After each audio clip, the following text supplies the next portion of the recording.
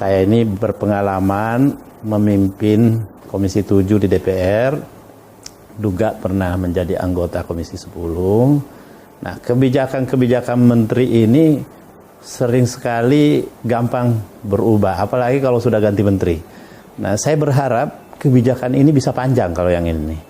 Tidak hanya sekali ini, tetapi ya menteri ini kalau bisa 2 periode di kementerian itu, wah ini saya yakin banyak terobosan-terobosan yang menarik, yang akan terasakan manfaatnya setelah kita 2, 3, atau 6 tahun dalam perjalanan ini kita akan melihat hasil yang lebih maksimal. Saya yakin itu karena sebagai praktisi pendidikan, saya sebenarnya diam-diam sudah menerapkan yang pola merdeka belajar ini.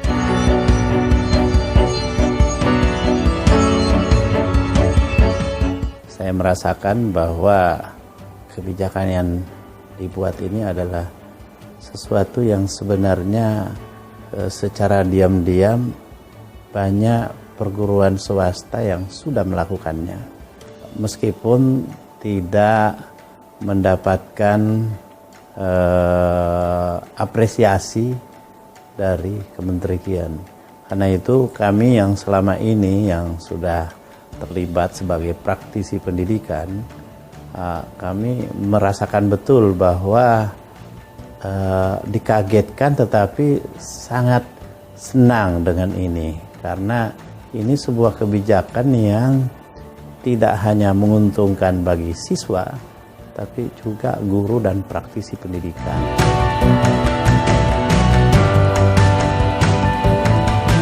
Yang terkait dengan UN ini kan banyak unsur-unsur manipulatifnya, karena penilaian belajar itu tidak dilihat dari prosesnya, tapi hanya dari nilai akhirnya.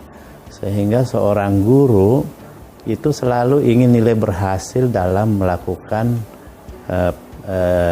pengajaran misalnya.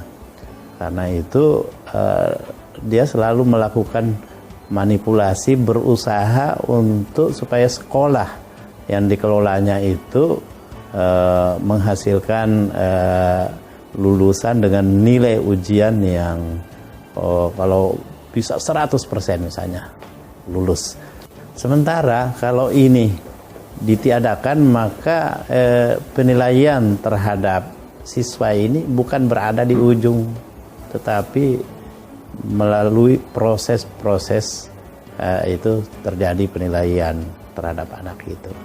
Nah, saya kira ini sangat menarik. Apalagi kalau guru tidak juga dibebani dengan pekerjaan-pekerjaan yang begitu banyak.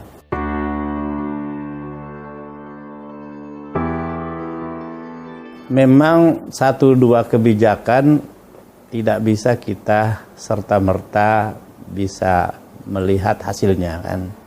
Tapi tentu butuh waktu. Karena itulah tadi saya menekankan, beri kesempatan kepada beliau, Mas Menteri ini, untuk menjalankan kebijakannya itu. Beberapa kali kami menulis, menyatakan apresiasi kami terhadap kebijakan-kebijakan beliau. Sejak awal dia menjadi menteri, kami sudah melihat bahwa ini adalah satu langkah positif dari pemerintah ini, bisa menempatkan seorang milenial yang memang saya kira punya gagasan-gagasan banyak dan menarik. Nah, tinggal nanti kita berharap supaya kebijakan ini tidak gonta-ganti. Beri waktu, kalau dalam 2-3 tahun mungkin hasilnya tidak serta-merta langsung kita bisa lihat.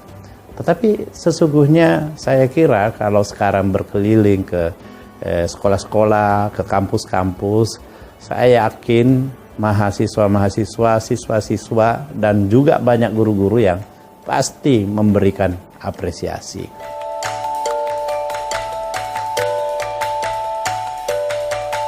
Saya sangat konsen karena saya ini kan juga dari keluarga pendidikan, dari keluarga guru. Saya dulu yang termasuk meminta supaya birokratisasi pendidikan ini sedapat mungkin jangan terlalu diperketat.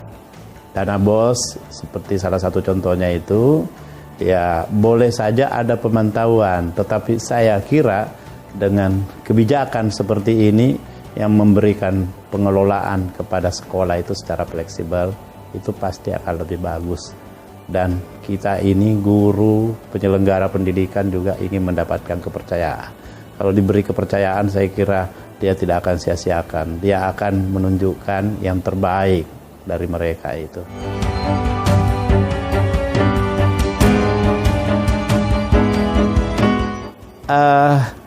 Saya minta dia bisa banyak melibatkan kaum milenial yang berpikir praktis tentang masalah pendidikan ini, dan melibatkan sekolah-sekolah unggulan yang sudah diam-diam sebenarnya sudah mempraktekkan merdeka belajar. Dan kebijakan beliau ini adalah kebijakan yang sungguh ditunggu-tunggu, meskipun sekolah-sekolah tersebut tidak pernah membahasakan, karena memang tidak pernah dinarasikan dengan seperti itu, tapi ternyata beliaulah yang paling tepat menarasikannya sekarang ini. Ya, apalagi kalau dijadikan sekolah itu sebagai sister school dengan sekolah-sekolah yang ada di sekitarnya, supaya sekolah-sekolah yang ada di sekitarnya ini juga bisa memiliki keunggulan seperti sekolah-sekolah tersebut.